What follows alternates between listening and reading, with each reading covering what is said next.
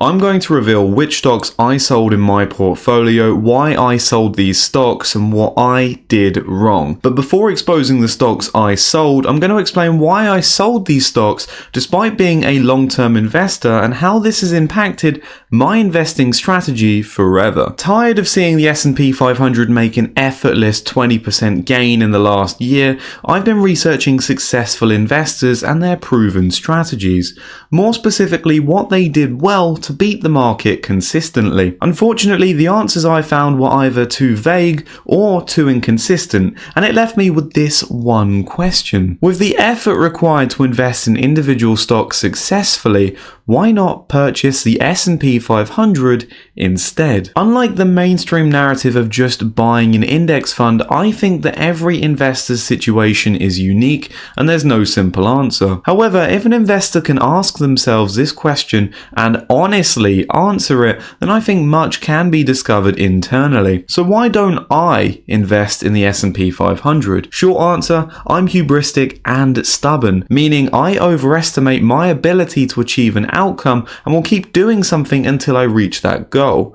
Rather than try to hide my character flaws and invest in index funds, I accept it is who I am and I will persevere. I've learned that I shouldn't be trying to reinvent the wheel and that I foolishly started this portfolio without a proper strategy, which in part has led to its underperformance. Therefore, I plan to mirror the successful elements of renowned investors and create a strategy that removes my bias but plays to my strengths. One such investor, Terry Smith, is the fund manager of Fundsmith Equity, and his fund has greatly outperformed the S&P 500 since inception. So to explain how I'm utilizing part of his strategy, I'm going to reveal the stocks I sold and share my thoughts behind why I chose to sell them. I bought the first stock following a hard decision to sell Boohoo at a significant 75% loss. My immediate takeaways from selling Boohoo was to invest more cautiously and into businesses that had more durable competitive advantages. I identified a good company,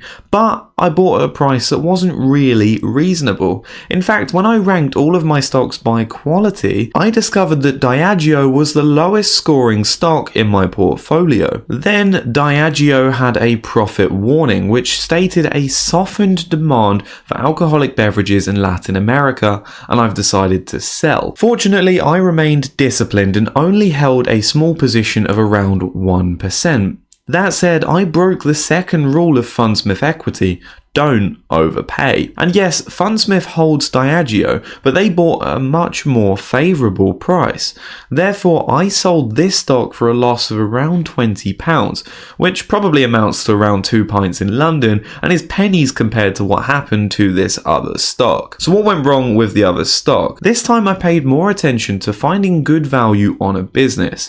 From my negative experiences of neglecting valuation and purchasing companies at extreme price to earnings ratios, I looked for more value-oriented opportunities. Whilst the valuation was great, it was cheaper than the UK market average and traded well below its historical averages too, it wasn't defensive. Compared to the S&P 500, it had a slightly better return on capital employed and cash conversion, but really fell behind on gross and operating margins and interest cover. This meant that whilst the going was good, the stock was flying, but a small headwind could turn the direction of this stock off course into a nosedive, and that's what happened. The Watches of Switzerland Group delivered a revenue warning that dropped shares by a measly 37% in one day. Again, I managed to minimize the impact to my portfolio by keeping my position size small and below 2.5%, resisting the urge to buy more as it went up. My error was that I assumed it was a good company by ruling out that it was a bad company, when I should have assessed the quality of the business to ensure it was actually good quality and not just mediocre. To avoid repeating this mistake, I'm going to regularly review my portfolio, look at my holdings and compare it to the S&P 500.